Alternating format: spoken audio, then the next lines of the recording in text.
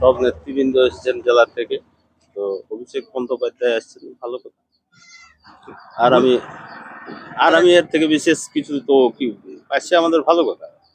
আমরা যদি কিছু বলার যদি ওনাকে থাকে, বলার যদি থাকে তো আগে আমি তো পুরো 100% শিওর না উনি আসছেন কি আসছেন না, আপনারা বলছেন, আমি তো জানি না। যদি আসেন হ্যাঁ, যদি আসেন সেটা সেই সময় বলা যাবে।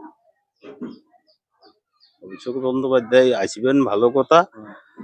আমরা তো ওনাকে চাইছি, কারণ আমাদের এই দুঃসময়ে তৃণমূল কংগ্রেস সব সময় পাশে আছে, তো উনি আসবেন, সবচেয়ে আনন্দের বিষয়।